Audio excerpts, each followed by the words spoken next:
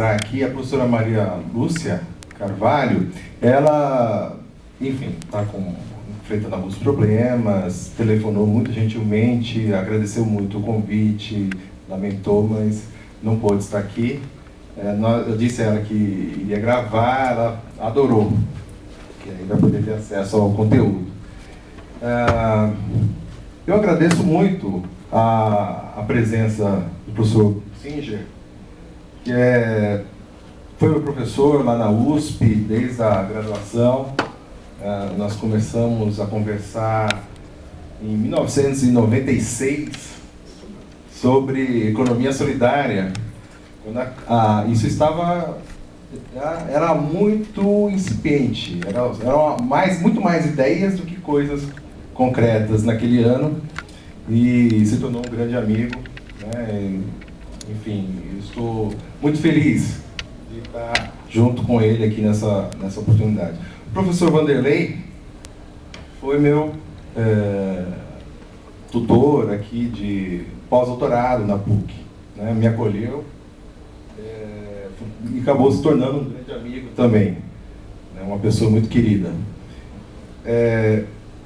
Mário Sérgio Cortella, eu tinha encontrado na USP e acabei conhecendo, efetivamente, conversando mais aqui na PUC, participando de uma banca de um doutorando, orientando o professor Vanderlei, e também me deixa muito alegre a tua presença aqui, você que é um educador da Escola da Vida, e vem conseguindo cada vez mais alunos aí na rádio, enfim. E agradeço muito aí a presença das pessoas queridas que compartilharam comigo desse processo, né? Não só da tese, né? O livro é fruto de uma tese, doutorado defendido na USP em 2006, e depois eu complementei algumas informações, acatei sugestões, atualizei alguns dados e acabou finalmente saindo publicado agora, né, com esse título: Os Laços entre Governo, Igreja, Governo e Economia Solidária. Né? É um trabalho que trata da contribuição da Igreja Católica para o desenvolvimento da economia solidária e também das relações, né, entre catolicismo e governos Lula, também Dilma. Eu não vou me estender muito, até porque eu estou ao lado aqui de grandes, que tem muito mais aqui a apresentar do que eu. Esse momento também é especial agora, de lançamento do livro, porque eu até comentava com o professor Singer, eu estava quase para entregar os originais para a editora quando aconteceu a renúncia do Papa Bento XVI e, na sequência, a escolha do Papa Francisco, de modo que eu pude, ao final, escrever algumas coisas sobre isso. E o livro acabava de um modo pouco pessimista e acabou terminando de uma outra maneira, né? Abrindo, muito mais otimista, com perspectivas para a Igreja e para o mundo como um todo. Foi uma grande surpresa, uma feliz surpresa, a escolha do Papa Francisco, e creio que isso também representa bastante para os movimentos sociais e para a economia solidária, inclusive, né? Que é uma proposta que tem na sua base a ideia da participação, da democracia, da autogestão. Tá? Então, um Papa que propõe isso, propõe compartilhar decisões com cardeais, bispos, padres e com leigos também, que tem essa perspectiva, né? Isso representa bastante para a economia solidária. E, por último, uma coisa que aconteceu também, que me deixou muito feliz, esse livro, ele, portanto, está sendo lançado agora, nesse momento da mudança na Igreja Mundial, e também é um momento de comemorações da economia solidária, porque eu estive lá em Santa Maria, em julho, estivemos juntos, o professor Singer também. Em Santa Maria, quando se fala em Santa Maria, logo vem à mente, né, o ocorrido, aquela tragédia. Ontem foi aniversário. Ontem? Olha só. E a cidade com garra, com muita disposição, está levando adiante algo muito bonito, que é uma feira internacional de economia solidária, que ocorre lá em Santa Maria, organizada pela Diocese de Santa Maria. Essa feira foi uma iniciativa do Dom Ivo Loscheiter e da irmã Lourdes Gil, que continua à frente. E eu tive a grata oportunidade de entrevistar o Dom Ivo Loscheiter para essa pesquisa. E estivemos lá em julho para um encontro, uma comemoração de 30 anos de economia popular solidária no âmbito da Caritas, que é a entidade da igreja que mais faz atividades relacionadas à economia solidária. O livro dedica bastante atenção, dá bastante atenção para o trabalho da Caritas.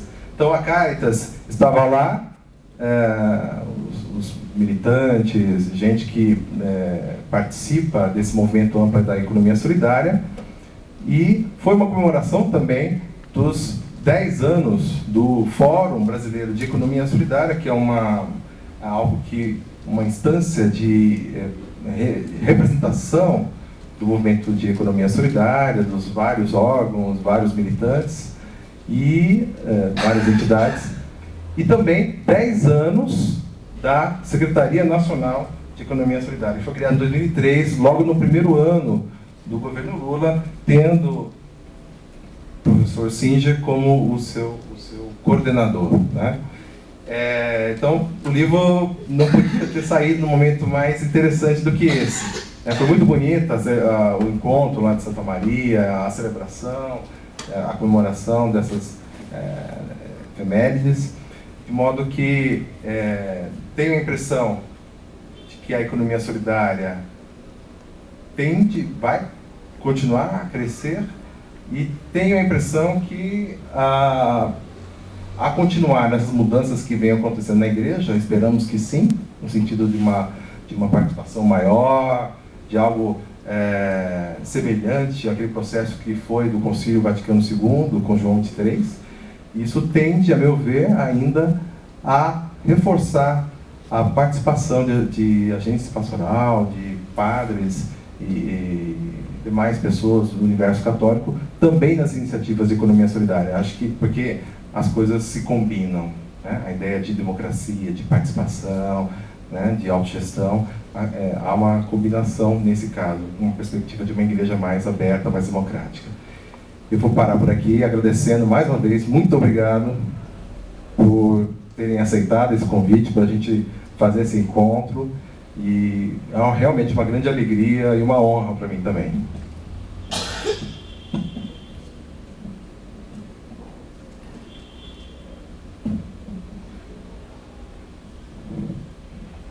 Bem, boa noite. Eu não gosto de falar sentado. Eu gosto de me vejo e poder ver vocês também mais nitidamente.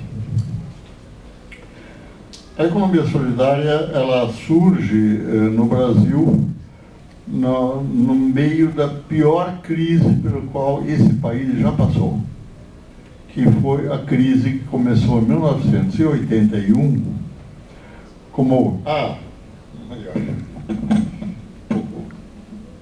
essa crise foi o resultado de 2 choques de petróleo. Não sei se vocês lembram disso. Isso aconteceu nos anos 80. Houve um choque em 1974, quando os países árabes, exportadores de petróleo para o mundo inteiro, resolveram boicotar os Estados Unidos e os países que apoiavam os Estados Unidos porque apoiavam os judeus lá em Israel. Houve várias guerras, acho que vocês talvez saibam, entre os árabes e os judeus em função do território. Como o islamismo é uma religião bíblica, tanto quanto o judaísmo, eles estão disputando o território sagrado para as duas religiões. E essa disputa é tão antirreligiosa, tão estúpida, a meu ver, porque Deus não disse, olha, até aqui vão estar os muçulmanos e por aqui vão estar os judeus. Não faz sentido nenhum. Deveriam partilhar e viver juntos, em paz, se possível. Mas não aconteceu. E o resultado foi que esse boicote aos Estados Unidos e a grande maioria dos outros países que, bem ou mal, estavam também apoiando, pelo menos a criação do Estado de Israel, levou a uma enorme inflação. O petróleo ficou caríssimo, quintuplicou de preço de repente. Isso causa inflação. Tudo usa petróleo, né? É o grande combustível do transporte, entre outras coisas, e também da indústria e assim por diante. Então, na década de 70, nunca houve tanta inflação como nesta época. Houve um choque em 74, e em 79 o segundo choque. Isso levou ao surgimento do neoliberalismo. Houve uma espécie de reação contra, porque os trabalhadores tentavam, evidentemente, aumentar seus salários à medida que tudo ficava mais caro. E eles tinham força para isso, havia democracia, a democracia estava se expandindo pelo mundo, etc. Foi um período, eu diria, bastante interessante na história da humanidade e particularmente ruim para a América Latina. A América Latina se endividou enormemente pelos choques do petróleo. O Brasil praticamente não produzia petróleo nessa época, para o seu próprio consumo. Mas os países que estavam ganhando rios de dinheiro exportando petróleo, generosamente emprestavam dinheiro para que o petróleo pudesse ser comprado, senão o que adianta ter petróleo e não vendê-lo e não conseguir aproveitar. Então, todos os países da América Latina estavam profundamente endividados, sendo que o Brasil, como sempre, campeão mundial de futebol, etc., era campeão mundial de dívida também. Porque somos o maior país da América Latina, mais de 100 bilhões de dólares é a nossa dívida externa. Resultado, nós não conseguimos pagar nem o serviço da dívida. O México começou com isso e surgiu uma enorme crise, muito semelhante ao que está acontecendo hoje na Europa, viu, gente? Pensar na Grécia, Portugal, Espanha e outros países que estão sofrendo um desemprego, eu diria, brutalíssimo. E na Grécia, que talvez vocês não saibam, está havendo uma epidemia de suicídios econômicos. As pessoas se matam quando perdem um emprego porque sabem que jamais conseguirão outro. Na Espanha, mais da metade da juventude, gente com menos de 30 anos de idade, está desempregada. Nesta época, no Brasil, a situação era semelhante. Eu estava no governo de São Paulo, junto com Luiz Erundina e outros companheiros, inclusive o Sérgio Cortella. Não sei se lembra disso. A tragédia era enorme. Tínhamos, em certo momento, 1.600.000 desempregados na cidade de São Paulo. E nós tínhamos a impressão que deviam todos estar morando na rua. Havia muita gente que, junto com o emprego, perde a casa. É praticamente fatal. Você deixa de ganhar salário, você deixa de pagar aluguel ou a prestação. Então essas pessoas todas vão para a favela se conseguem. Também lá você tem que pagar o barraco, seja lá o que for. Então foi nesta crise enorme que a Caritas, que é uma organização de caridade da Igreja Católica ligada à CNBB, resolveu, muito discretamente, ninguém estava tomando conhecimento, ajudar as pessoas que estavam ali na rua, sem trabalho, sem renda, com filhos muitas vezes, etc., ensinando essas pessoas a se unir para produzir alguma coisa e poder, dessa forma, ganhar algum dinheiro e alimentar, etc., etc. Esta é a origem da economia solidária no nosso país. Deve-se à igreja.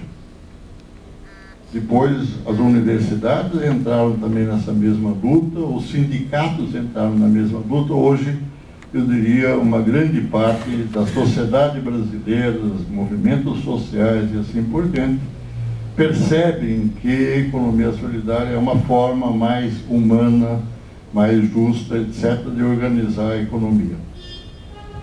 E está crescendo isso no país desde então. Eu acho que a contribuição do André Ricardo de Souza com esse livro é extremamente importante, e diria não só para nós.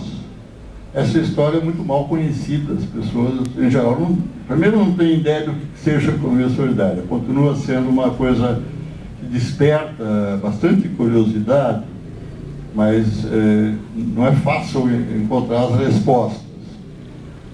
E muito menos as pessoas sabem como é que surgiu e qual é o papel. A Caritas, que de fato criou a economia solidária no Brasil, não tem esse nome, não tinha esse nome na época, não tinha nada, ninguém sabia o que estava acontecendo. Se tivéssemos sabido, teríamos provavelmente, estando no governo de São Paulo, não sei se o Mário Sérgio concorda comigo, mas teríamos dado apoio, mas não estávamos sabendo. Então, a economia solidária foi sendo construída de baixo para cima, com assentados da reforma agrária, criando cooperativas desses agricultores familiares e podendo se ajudar mutuamente. Era uma forma muito eficiente de sair da miséria. Depois os sindicatos descobriram que quando as empresas fecham, na grande crise fechou muita empresa, os trabalhadores teriam condições de recuperá-la, ficando com ela. Os trabalhadores são sempre credores dos seus empregadores. Uma empresa que vai fechar, ela fica perdendo dinheiro por meses e meses e meses. Uma grande empresa não fecha de domingo para segunda-feira, leva meses e meses. Ela retém o dinheiro dos trabalhadores e não entrega ao INSS, ao sistema de previdência, no desespero de tentar continuar a pagar algumas dívidas e assim por diante. Mas como a demanda caiu, acaba quebrando. E os sindicatos organizam os trabalhadores e os convencem que eles podem ficar com a empresa, e como eles não visam lucro, visam, na verdade, um padrão decente de vida para si, nada mais do que isso, cada vez mais empresas foram se transformando em cooperativas, que é exatamente a forma da empresa de economia solidária. Então, e depois as universidades criaram incubadoras. Nesta universidade há uma incubadora, a Universidade de São Paulo tem outra, a Fundação Getúlio Vargas tem outra. Nós temos hoje no Brasil mais de 90 universidades que estão ativamente apoiando, acompanhando trabalhadores pobres da cidade e do campo que estão se organizando de uma forma igualitária e democrática na economia solidária. Essa é a história que está em parte nesse livro. Digo em parte porque o seu foco é o papel da igreja, que foi fundamental. Não há nenhuma crítica dizer que não é uma história completa, que não pretendia ser. É o único livro que eu conheço. Tem um livro inteiro, desculpe, eu quero retificar. A própria Caritas organizou um livro em que Ademar Bertucci foi um dos autores, Roberto Marinho, que é o meu secretário adjunto, foi outro autor, e o prefácio foi feito por mim, não poderia esquecer.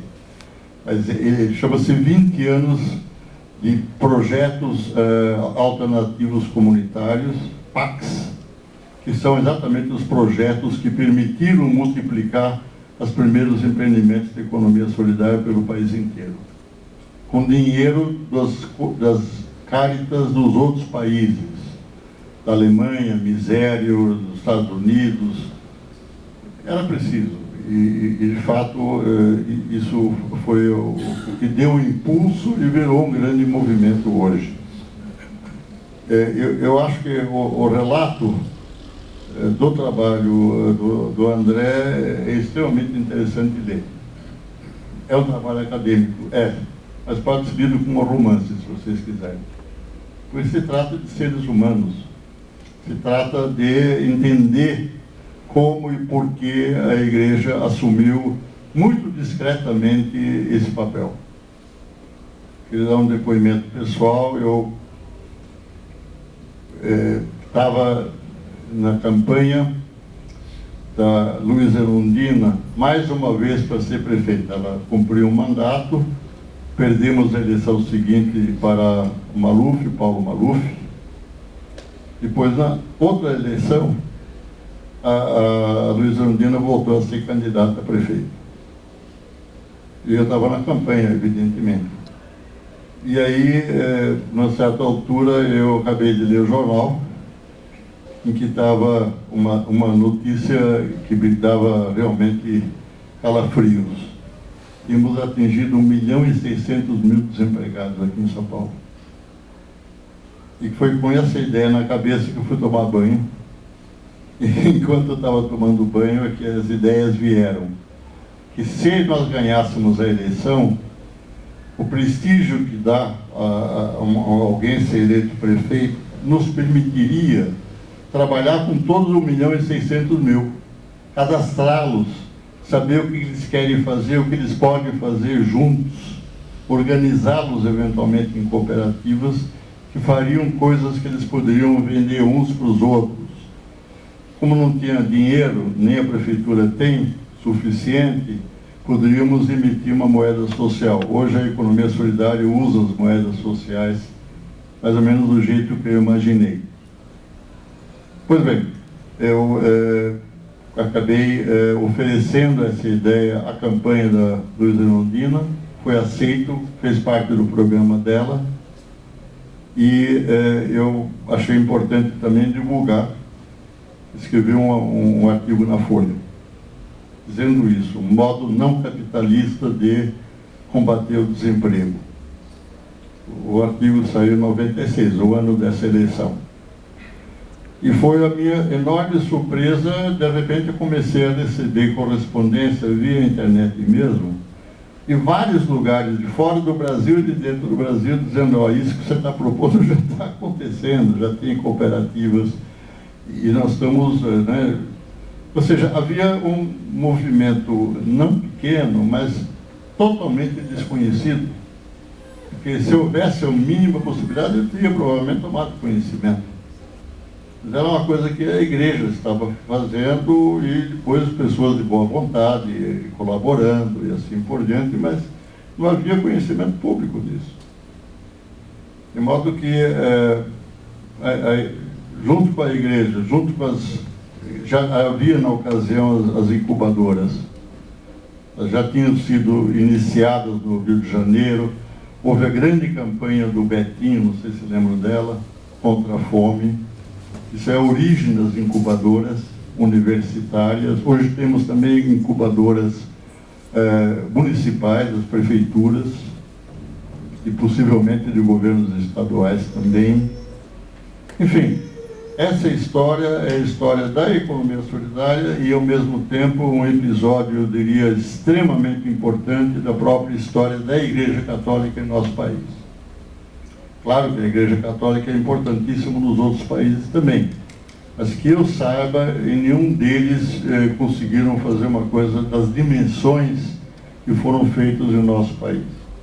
Esse é o caso de testar, porque hoje a economia solidária é forte no México, é muito forte na Argentina, no Chile, no Uruguai, na Venezuela, na Bolívia, no Equador.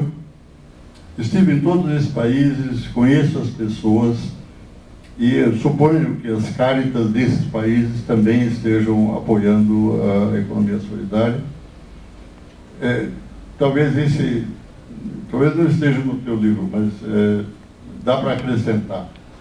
Sempre houve, no século XIX, um forte movimento socialista cristão, crítico ao capitalismo, propondo uma alternativa, e a alternativa era a economia solidária. Não se usava esse termo, mas era. E esses socialistas cristãos, na Inglaterra, fomentavam precisamente cooperativas de trabalho. De modo que, quando a Caritas resolveu ajudar, já havia dentro da doutrina social da igreja um conhecimento e uma predisposição não gratuitas, bastante importante.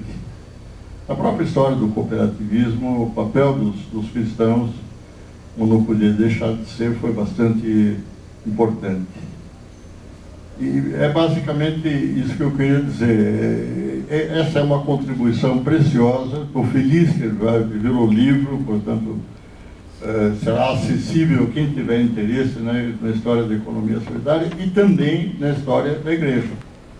Se quiser entender por que o Francisco é Papa, eu diria, essa história dá um pouco de elementos para dizer que isso que o Francisco hoje prega não é uma coisa estranha nem nova, mas vai dentro de uma, eu diria, de uma tendência muito robusta e importante, não só na igreja, mas muito na Igreja Católica do nosso país, e eu acredito que em muitos outros países também.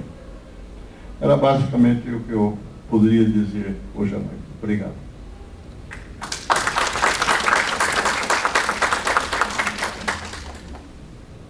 Antes de passar a palavra aos anfitriões aqui da PUC, eu queria fazer uma observação que eu esqueci na inicial. Nós participamos de uma banca, e por ocasião, não da defesa da tese, mas da qualificação, o Cortella chegou a dizer, olha, a gente podia organizar alguma coisa, né? E isso acabou dando certo aqui hoje. Eu vou passar aí.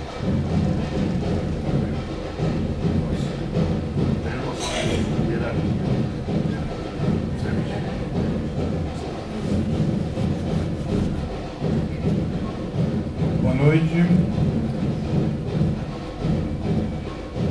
Daqui a pouco está movimentado, né? A situação interna. O tempo da missão vai um pouco numa linha um pouquinho diferente. Quer dizer, muita gente diz assim, é uma proposta interessante, é um programa inovador, 200 anos, mas não muda para nada.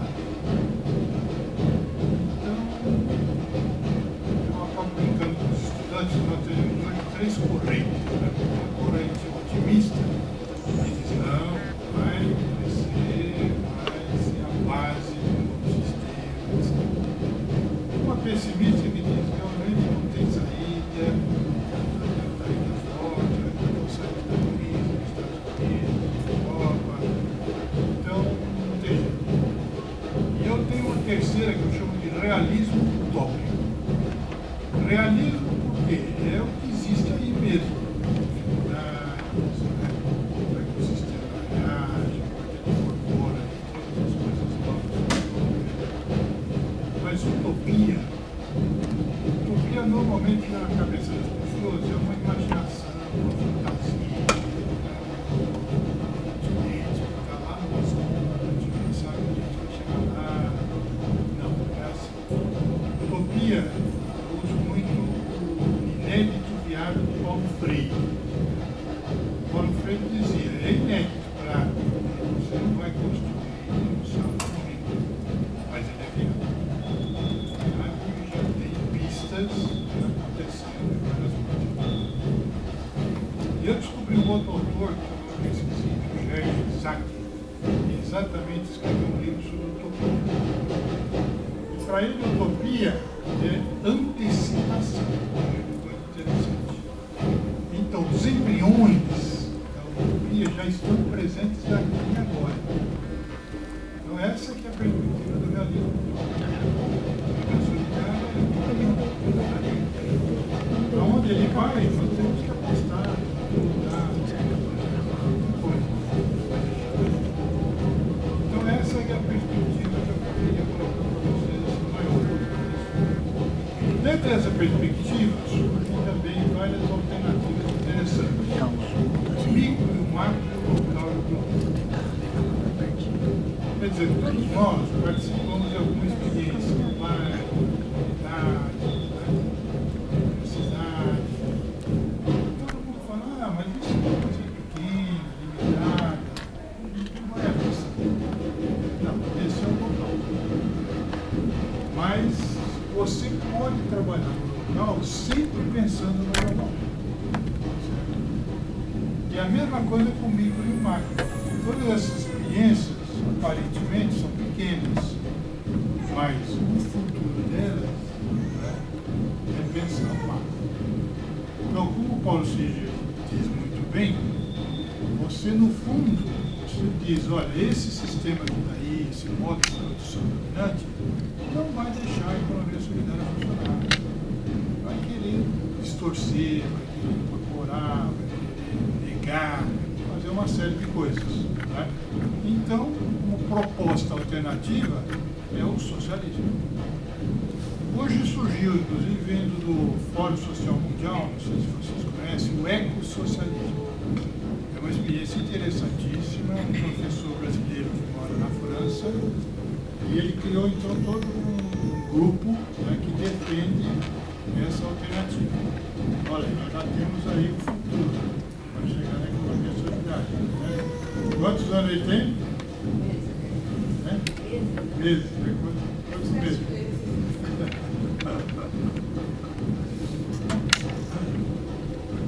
Bom, então, o micro e o macro, do local e o global, vocês lembram aquela famosa expressão dos anos 68, quando se dizia, preciso, né, pensar globalmente e agir localmente. Pensar globalmente e agir localmente. E você pode inverter hoje também. Se você participa de uma rede, se você participa de um fórum, você está na atividade global. Então essa é a alternativa, vamos dizer. Né? Quer dizer, você começa no livro, começa no local, mas sempre dentro do horizonte global. E essa é a perspectiva que a gente tem que ter, não tem outro jeito. E hoje, então, vocês estão vendo aí as manifestações e tudo, um mecanismo, vamos dizer, um instrumento, né, que surgiu principalmente nos últimos anos, são exatamente as redes e os fóruns. Então você tem hoje uma rede de economia solidária na América Latina, no mundo, né? Tem fóruns que acontecem, e várias outras coisas. Você tem redes de movimentos, tem redes de ONGs, tem redes de partidos, né? Redes de igrejas. Então, quer dizer, há uma alternativa, isso que eu chamo então de socialismo utópico. Há uma perspectiva. Você tem que apostar nisso.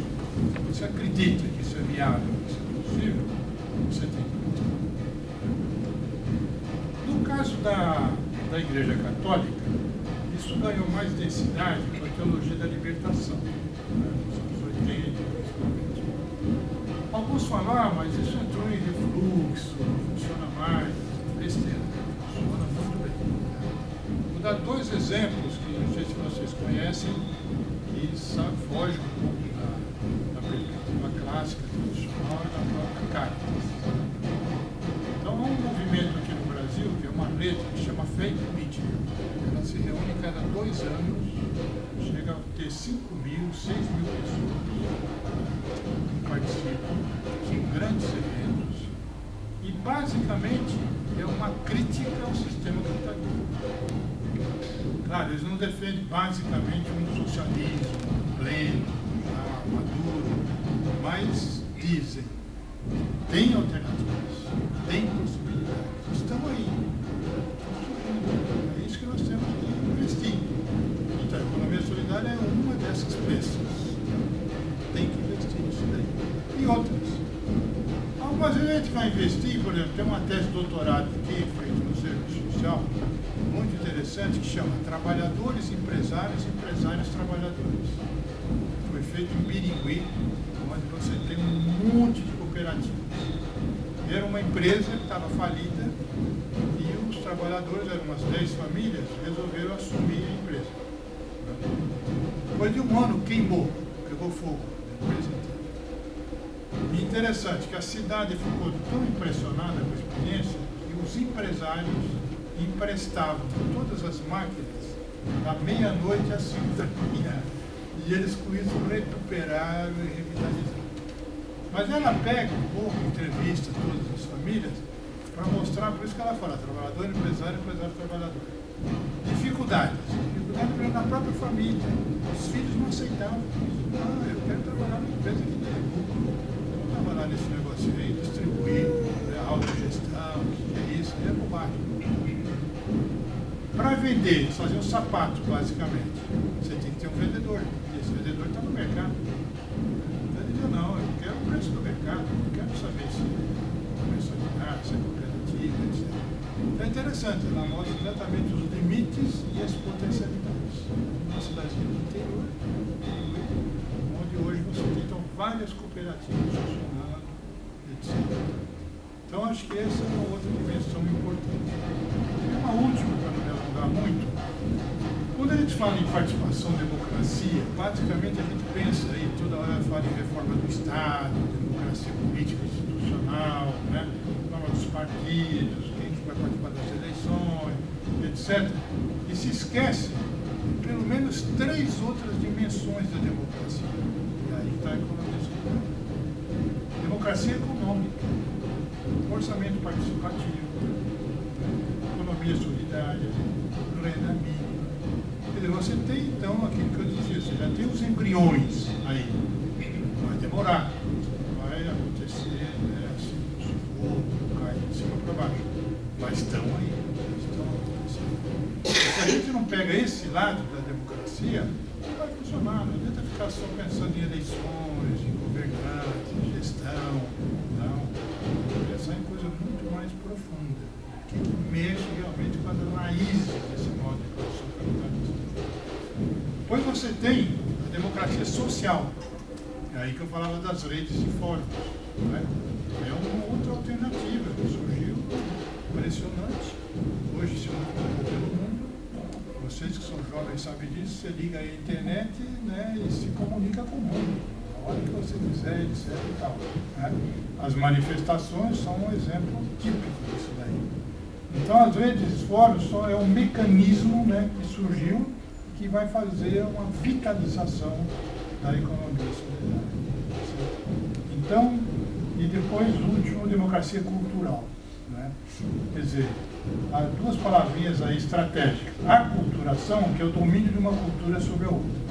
É o que a mídia tenta fazer, é o que os empresários capitalistas tentam fazer, e com muito sucesso, né? Infelizmente. Mas estão aí. Né? Agora você tem a inculturação, que é um diálogo entre as culturas. Então, quem defende a economia solidária, como é que ele vai dialogar com os governos? Como é que ele vai dialogar com as empresas? Ele tem que dialogar. Claro, vai ter conflito, né? Mas você pode chegar a alguns consensos. Então, vejo, isso é que é uma dimensão maior que a gente tem que ter pensando em economia solidária e qualquer outra experiência que a gente acha que é vital e que vai ser um elemento fundante para modificar o sistema. Então, essas eram um pouco as ideias que eu tinha, só para ampliar um pouco, né, o debate sobre a economia solidária. Muito obrigado.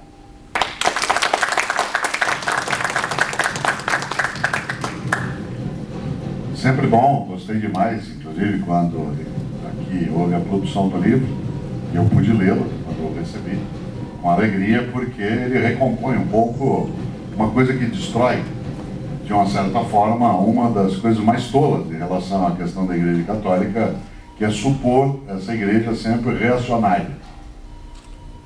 Isto é, há uma identificação muito contemporânea entre religião católica e reacionarismo e, portanto, qualquer incapacidade de modernidade, né, por parte de uma igreja que é secular.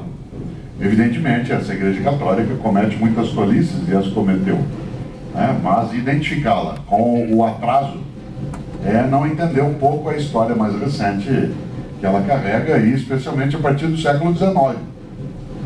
Porque se nós imaginamos, a Europa do século XIX, ela não tinha nenhuma legislação trabalhista, na qual ela colocava a jornada de 8 horas. A jornada que boa parte dos países da Europa acatava no século XIX, quando Marx vai produzir as discussões, era 16 horas para homem, 14 para mulher e 12 para criança, né, dentro das legislações nacionais. Portanto, era algo absolutamente mais cruel do que se tornou depois. E, evidentemente, há uma encíclica que foi feita pelo Papa Leão XIII, que é clássica, chamada Rerum Novarum, sobre as coisas novas, que trará pela primeira vez uma defesa da sindicalização e do trabalho solidário. Nessa encíclica, inclusive, se usa uma expressão em latim, que é caritas, né, com o sentido que ela só voltou agora, mais recentemente, com o Papa Bento XVI, por incrível que pareça. Porque, embora um papado marcado pelo conservadorismo no campo teológico e até da ação social, ele retomou alguns conceitos do cristianismo original, entre eles o de caritas, porque a ideia de caridade dentro da teologia cristã não significa benevolência e nem significa de maneira alguma filantropia. A percepção mais séria de caritas, vindo do próprio conceito latino dentro da teologia original, é amor, o amor fraterno. Portanto, a expressão caritas, como uma das virtudes teologais, que é fé, esperança e caritas e caridade, né? A caridade é entendida como amor fraterno. Os gregos arcaicos faziam uma distinção entre amor erótico e amor fraterno. Esse amor erótico é o próprio Eros e o amor fraterno é ágape. E a própria ideia de ágape como sendo a partilha. Daí que é curioso, porque a Igreja Católica, ela viveu antes de ser católica, isto é, o cristianismo viveu antes de ser católico, dois momentos muito fortes de solidariedade. A sua origem no século original, portanto no século I, e depois no século XIII com a pregação de Francisco de Assis, que é quem retoma algumas coisas que essa igreja houvera colocado no seu início. Evidentemente, nós falamos hoje em Igreja Católica, mas só é possível falar em Igreja Católica de fato a partir do século V, né? Isto é, quando há já uma redivisão, uma repactuação de quais seriam as sedes oficiais daquele tipo de prática cristã. As comunidades cristãs originais, elas são comunidades de pobres. O cristianismo ele tem uma história muito curiosa, porque ele é uma religião de pobres na origem. Todos os seguidores de Jesus eram despossuídos. Era a prostituta, era o escravo, era despossuído, era a viúva, era o órfão, era o estrangeiro. Aliás, o cristianismo tem uma dificuldade na origem. Ele é uma religião que nasce sem teologia. Isto é, não tem uma filosofia religiosa. Porque os próprios discípulos de Jesus na origem eram eles analfabetos. Haja vista que os principais discípulos de Jesus são os que menos tinham propriedade. Eram pescadores. O pescador não tinha terra alguma, que era a única forma de riqueza possível naquele momento. Ele vivia do recurso público, que era o lago, o mar, e, portanto, uma religião de pobres e, para usar uma expressão que é mais recente, de iletrados. O primeiro que vai dar uma composição mais comunitária e, portanto, construir uma teologia será Saulo. Ele, um judeu, ele sim, com formação e com alguma capacidade econômica, que vai criar uma filosofia daquela religião. Porque Jesus de Nazaré, na crença original, tinha uma ideia. É preciso que a vida seja partilha. É preciso que a vida seja fraternidade. Só existe um mandamento: amais ao próximo como a ti mesmo. Isto é, partilha. Desmonta todo o mandamento existido antes dentro do judaísmo tradicional e diz: todos os mandamentos saem e fica um. Ama o próximo como você se ama. Ponto. Só que isso não é construído como uma prática. Essa prática se dará de maneira informal no primeiro momento, depois ela será organizada em comunidades de partilha. Essas comunidades de partilha serão chamadas de assembleia. Essa assembleia que decide, ela será chamada em grego de eclésia, de eclesia, depois virará a palavra igreja. A palavra igreja na origem significa comunidade de vida. comunidade de partilha, não só comunidade de culto. É aquela comunidade em que você tem os bens em comuns e você não é proprietário de nada individualmente. E o apóstolo Paulo dos cristãos, que dá nome à nossa cidade e que dá nome ao professor Paul Cid, que apesar de judeu, né, tem aí um nome ligado ao mundo cristão, porque o correto seria Saul, né, e não Paul, né, Paul, né? Se vocês imaginam, essa percepção é muito forte, porque Paulo vai ser o grande pedagogo do solidarismo. Não se usava a palavra solidariedade, se usava a palavra agápico. A percepção de solidária aparecerá na Igreja Católica como sendo uma vertente possível em meados do século XX, onde o solidarismo, dentro da doutrina social, entrará via, né, Popular Progressio, uma encíclica, e mais tarde, em 1979 e 80, com o João Paulo II, fazendo a Labor Exercens, né, uma encíclica sobre o mundo do trabalho. Né. É interessante porque Paulo vai ser o grande pedagogo das comunidades de partilha, e ele o fará escrevendo cartas. Essas cartas são instrumentos de formação. Elas são assim: carta à comunidade de partilha de Éfeso, carta à comunidade de partilha de Corinto, carta à comunidade de partilha de Tessalônia. Vou usar o nome latino, da igreja. Igreja, insisto, não é uma comunidade de culto, ela o será mais tarde. Ela é uma comunidade de partilha de bens materiais e de trabalho. Quando ele escreve as cartas, ele vai instruir cada comunidade para que ela continue partilhando. Por isso que elas são cartas de natureza ética e de economia, no sentido original da palavra em grego, isto é, das regras da casa. Como é que nós vivemos juntos? Oikos nomos, ou, para usar o grego no original, para o professor Vanderlei não chamar a minha atenção, ikos nomos, né, porque apesar de escrever oikos, o som é ikos em grego. A economia doméstica, algumas vezes se usa no Brasil a expressão economia doméstica, que ela é uma redundância, porque economia e doméstico significa a mesma coisa, só que uma em latim e outra em grego, né, falar economia doméstica é uma redundância sem sentido, mas ainda assim se usou. E é interessante porque a Paulo vai dar o tom agápico às comunidades de partilha. Quem vai retomar isso é Francisco de Assis no século XIII, mas ele vai ser atropelado pelo capitalismo nascente e pela reforma protestante. Isto é, não deu tempo, ele é do século XIII, na sequência você já tem um reordenamento do mundo feudal, que tinha todas as condições para usar materiais, para gerar uma economia solidária, a corporação de ofício, né, a capacidade dos artesãos se articularem, é que houve um removimento aí da economia que deu outro passo, mas aí a vossa área, né, não é a minha, eu sou da área de filosofia e ciência da religião, portanto não entendo do mundo prático. Né? Mas se você observa, essas comunidades de partilha, quando elas nascem, elas têm como proposta a solidariedade. Paulo usa várias vezes a expressão ágape, isto é, a partilha da vida, a partilha do bem, a partilha da fé, a partir de um princípio básico. Algumas pessoas não sabem, acho que aqui nessa sala todo mundo sabe, mas as cartas de Paulo, elas são anteriores aos evangelhos. Embora na Bíblia dos cristãos, dos 26 livros do Novo Testamento, primeiro são os evangelhos e depois vêm as cartas, as epístolas, na história as cartas foram escritas antes dos evangelhos. Isso significa que, como texto teórico de influência, as cartas paulinas é que fazem a molde do evangelho que será escrito. Especialmente porque quem produz as cartas junto com Paulo é Lucas, que faz os Atos dos Apóstolos, que vocês observam, é uma expressão do que é vida comunitária. Por que eu estou dizendo tudo isso em algo que tem a ver com o livro que o André produz? Porque essa igreja, que depois será católica, mas que na origem é só uma igreja cristã, né, a própria expressão católico, como sabem, significa universal.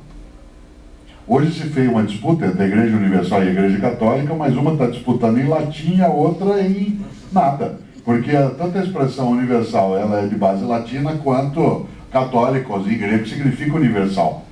Né?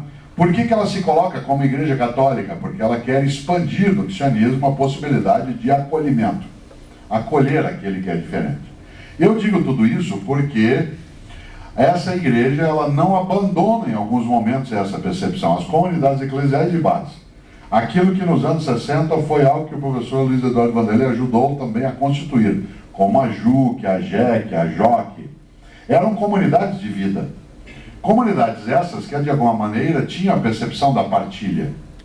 Em grande medida, o socialismo que foi existente, ele retirou a ideia de partilha e caracterizou de novo a percepção de privilégio, e o capitalismo nunca abandonou a ideia de privilégio. Desse ponto de vista, há aí algo que a gente não pode esquecer. Não há uma incompatibilidade entre a origem cristã, isto é, o cristianismo primitivo, e a ideia de economia solidária. Ao contrário, o cristianismo nasce como economia solidária. Desse ponto de vista, o principal milagre de Jesus de Nazaré, para quem acredita que é um milagre, não estou usando nessa expressão, o principal milagre de Jesus de Nazaré, que alguns chamam de Jesus Cristo, é a clássica cena da multiplicação de pães e peixes. Há uma série de autores, entre eles o Frei Beto, que é um grande teólogo, que diz que o milagre de Jesus não foi pegar pães e transformá-los em muitos pães, foi a partilha. Se você já leu o texto na Bíblia dos cristãos, Jesus está com uma multidão imensa de 10 mil pessoas, e aí os apóstolos chegam e dizem: e aí, como é que nós vamos fazer? Estava igual São Paulo, em 1989. Como é que nós vamos fazer? Tem 10 mil pessoas, ele falou: o que nós temos aí de comida? Ele falou: tem 2 pães e... Não, tem 2 peixes e 5 pães. O que ele falou? Ele falou: vocês andem no meio, recolhem o que tiver, juntem tudo e repartam. O milagre não foi transformar 2 peixes em 100 mil peixes. Isso, primeiro, que foi multiplicação, não foi divisão. Não foi divisão de pães e peixes. Se você fosse dividir um peixe em 10 mil pessoas, daria uma escama para cada um. Ele não dividiu, ele repartiu. Porque quando você divide, você diminui. Quando você reparte, você multiplica. A divisão é uma diminuição. O capitalismo é divisor. Tanto que ele fala de dividendos. Enquanto que a perspectiva da partilha é aquilo que você multiplica.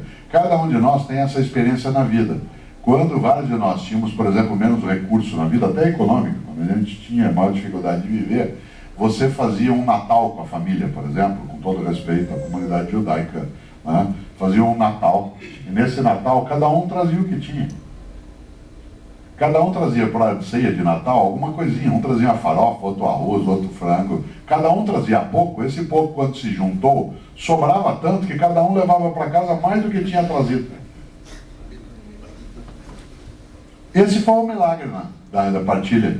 Quando terminou a partilha e a repartição, a multiplicação de pães e peixes, eles ainda juntaram cestos e cestos. Porque quando cada um traz o que tem, junta e reparte, sobra. Quando cada um fica sozinho com o que tem, falta. Esse princípio básico, ele é uma utopia. E aí eu queria terminar, Vanderlei, porque você usou a palavra, o professor Paulo Freire falava muito de fato em inédito viável. É preciso lembrar que a Utopia de Thomas More, que é uma obra, alguns aqui leram, talvez outros não, é um livro que vale a pena. Os católicos chamam Thomas More de São Thomas More, ele é santo. Por quê? Porque ele perdeu a cabeça, literalmente, foi decapitado, perdeu a cabeça junto ao confronto dele com o rei Henrique VIII. Que era amigo dele. Sim, ele era chanceler de Henrique VIII.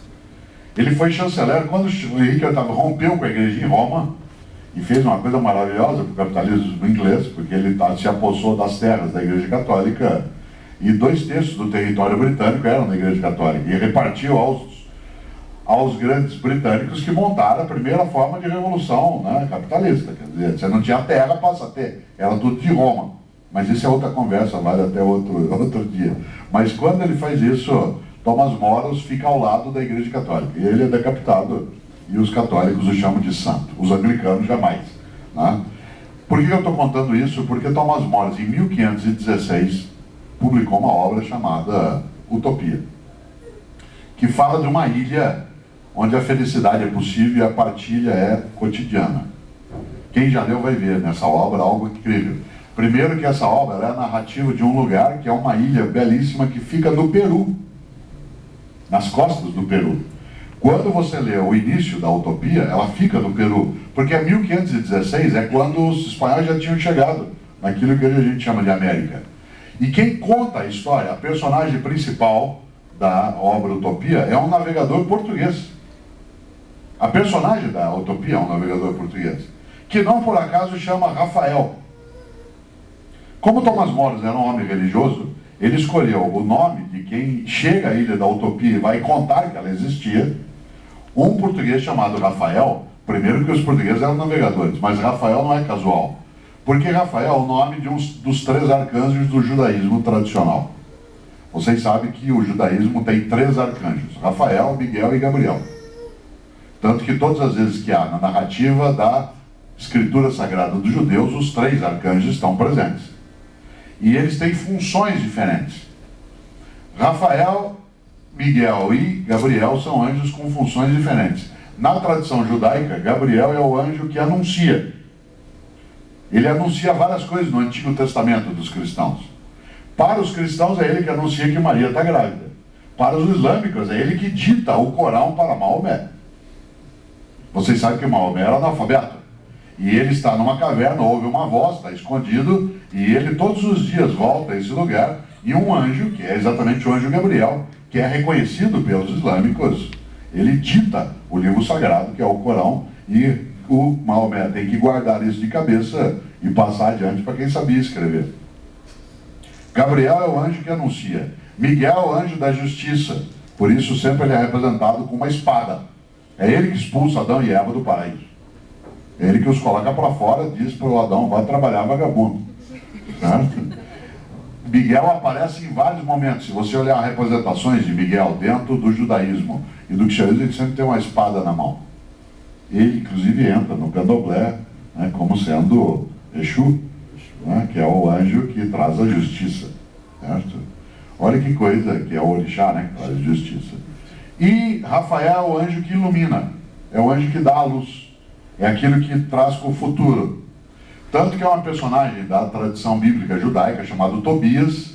Tobias fica cego porque não quer acreditar, e quem dá a luz a Tobias é Rafael. Por que eu estou dizendo isso? Porque não é casual que Moros tenha escolhido o nome do lugar como Utopia, que ele tenha escolhido uma personagem que é aquele que dá a luz, portanto ilumina o futuro, e que é aquele que anuncia, portanto que antecipa, para usar o Gers Isaac na sua obra Utopias. Né? Mas aqui tem a última coisa, que é coisa de filósofo. Muita gente trabalha a ideia de utopia como lugar nenhum, como impossível. Isso seria uma tolice em relação ao Thomas More. Thomas More era um homem letrado que tinha estudos sobre grego arcaico. Vocês sabem que topos em grego significa lugar, topologia, topografia. E quando ele escreve uma obra, ele chama a Ilha da Felicidade da Partilha, porque lá as pessoas são felizes porque elas repartem. Elas não são felizes porque elas têm. Elas são felizes na Ilha da Utopia porque elas repartem. E é interessante porque se ele fosse escrever lugar nenhum, ele tinha colocado um prefixo para utopia, que era um A. Porque no grego arcaico, A é negação para lugar. Por isso você fala em dor atópica, é médio atópico. Mas ele propositadamente usou U. U em grego arcaico é um prefixo para negação de tempo e não de lugar. E por isso, quando ele escreve utopia, ele não quer dizer lugar nenhum, ele quer dizer ainda não. Isto é, uma antecipação. É daí que o Gers Isaac tira essa ideia. Eu tenho certeza, professor Cíndia, que a economia solidária, ela é um ainda não. Mas ela já o foi. E ela já o é em vários lugares, em várias sociedades, em vários momentos da história humana. Ela é um ainda não, ainda ela não é. Ela é um ainda não, onde ela ainda não é. Ela só é um ainda não, onde ela ainda não é, mas ela será. Ela será porque, do contrário, nós não temos alternativa. Ou a gente coopera ou nós exaurimos a nossa vida. Mahatma Gandhi dizia isso, olho por olho, uma hora acabamos todos cegos. E, portanto, a ideia da partilha é exatamente a capacidade de voltar àquilo que, na origem, está marcado pela Igreja Católica. Foi essa igreja que, em vários momentos da sua história, abandonou a ideia de partilha. Mas a partilha não abandonou essa igreja em vários momentos da sua história. E a gente tem hoje a possibilidade de ter homens e mulheres em vários lugares que são capazes de fazê-lo. O ideal franciscano foi tão forte que, quando parte dos jesuítas veio para a América junto com os espanhóis e foram para a área missioneira do sul, né, foram para a região do Paraguai, do Uruguai, de parte do Rio Grande do Sul, eles levaram nas missões uma parte da percepção de Francisco. Certo? Não é à toa que eles montaram comunidades de partilha entre os índios. As missões, elas eram, embora jesuíticas, elas tinham inspiração franciscana. E os livros que eram trabalhados com os indígenas não eram só a Ratio Studiorum, dos jesuítas, nem as obras dos exercícios espirituais de Inácio de Loyola, mas eram as obras de Francisco. Razão pela qual os jesuítas mandaram fechar. Naquela época, né, e houve uma perseguição do governo espanhol, né, a toda aquela região, por conta até de algo que acontece até hoje na Espanha. Na Espanha, boa parte dos bispos, o rei ainda tem que, né, fazer a nomeação. Na Argentina, até pouco tempo, para ser presidente tinha que ser católico. Tanto que o Carlos Menem, que não era católico, que era islâmico, teve que se converter, né, para poder ser. Então há uma série de coisas aí que servem para a gente pensar algo que é decisivo. E aí eu termino, me alonguei mais, porque como eu sou, né, aluno dos dois, eu preciso mostrar que eu aprendi alguma coisa. Né? É preciso lembrar, utopia é ainda não. E a economia solidária é um ainda não, onde ainda não é. Mas ela será. Não será talvez conosco, que temos mais idade, mas sem nós ela não terá sido. E eu acho que ela será. E ela será com o livro também que você produziu, porque ele não é só um material de referência, ele é um material de iluminação, para que a gente abandone alguns preconceitos e reavive, né, a nossa esperança. Por último, disse várias vezes por último, vocês sabem. Eu gosto muito de uma frase, professor Singer, do Pierre Dac. Ele é um ator do cinema francês do século XX que atuou na resistência francesa. Ele atuou na resistência francesa e participou da retomada de Paris, quando os norte-americanos entraram com parte da resistência. Ele tem uma frase que eu até coloquei num livro meu, que eu gosto demais. Ele diz: o futuro é o passado em preparação. Né? O futuro é o passado em preparação. E eu tenho uma pergunta: que passado nós queremos ter daqui a 20, 30 anos? Que passado nós estamos construindo para daqui a 20, 30 anos? Um passado que nos orgulhe ou que nos envergonhe? Eu acho que a economia solidária é algo que pode nos orgulhar do passado que a gente vai ter daqui a 20, 30 anos. Não é em todo lugar, não é o tempo todo, mas não é em lugar nenhum. Né? É em algum lugar. E é isso que vale, e é por isso que esse livro traz. Eu o li com gosto como um romance, né? E gostei demais do modo que ele foi produzido. E gostei mais ainda de estar aqui hoje com alguns mestres. Obrigado.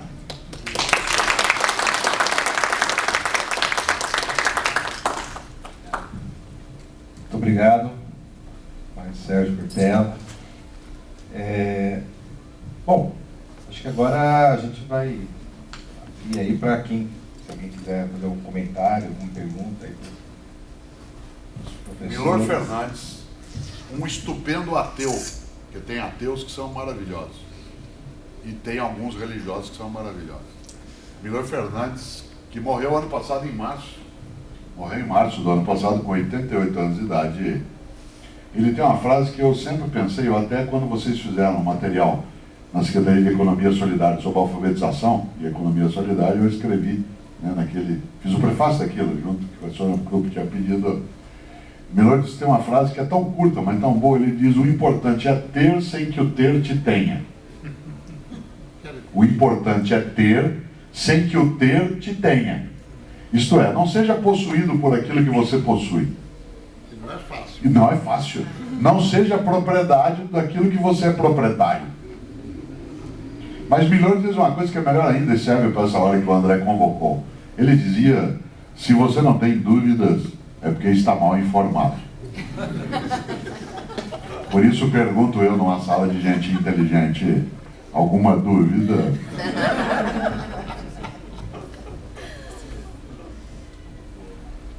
Palavra aberta? Às vezes você tem uma dúvida, uma questão, um ódio, um trauma, é uma curiosidade. Dou-lhe uma, olha só, viu como é que tem. Minha dúvida, na verdade, ela foge um pouco do contexto que foi falado aqui, mas eu estou com uma inquietação e eu quero aproveitar o momento, a oportunidade. Eu queria saber se o microcrédito, não em moeda social, mas em moeda corrente mesmo, ele tem a capacidade de ser um instrumento que auxilia as comunidades solidárias, ou seria só mais um produto bancário? Grande questão. Eu também tenho essa dúvida. Como é que você é chamado? Leandro. Também tem. O microcrédito, né? É mais uma operação bancária ou ele é algo que de fato dá um passo diferente? Olha, eu não vou poder tirar a tua dúvida, porque o microcrédito pode ser muitas coisas. E, sem dúvida, ela é as duas coisas que você falou. Há o microcrédito do Yunus, do Grameen Bank, que ganhou um prêmio, curiosamente, ele é economista, professor de economia, mas ele ganhou um prêmio do Nobel da Paz, não por acaso. Porque ele efetivamente mostrou, na prática, em Bangladesh, um dos países mais pobres do mundo, como é possível combater a pobreza através do microcrédito. E ele não usou moeda social, poderia ter usado, mas não usou, não foi necessário. Talvez a melhor forma de responder a você é contar um pouco a história do microcrédito em Bangladesh. Ele era professor, o Yunus, e houve uma guerra da independência, o Bangladesh separou-se do Paquistão, tornou-se independente, mas em função da guerra houve uma fome fantástica e muita gente morreu de fome. E isto foi uma das coisas que sacudiu o Yunus. Ver aquela gente que nem fantasmas andando pela rua até cair morto, sem nenhum som, pelo que ele descreve. É uma cena, eu diria, extremamente pungente. E ele começou então a se interessar com o que estava acontecendo ao redor da universidade em que ele estava dando aula, e conheceu, ele levou os alunos dele a fazer pesquisa de campo, de alguma maneira. E ele conheceu uma mulher que fazia tamboretes, ou algo semelhante a isso, assentos baixos. E ela trabalhava intensamente para isso, tinha filhos, e precisava sustentá-los. E ela precisava de matéria-prima para fazer o tamborete, o puff, se você quiser chamar assim. E ela obtinha esse material de um agiota, que era o que havia disponível. E o agiota cobrava dela o suficiente para poder comer e, portanto, fazer outro tamborete no dia seguinte. Mas ele a mantinha rigorosamente na situação de miséria, que é, aliás, o uso todo na Índia, não era só lá. Quer dizer,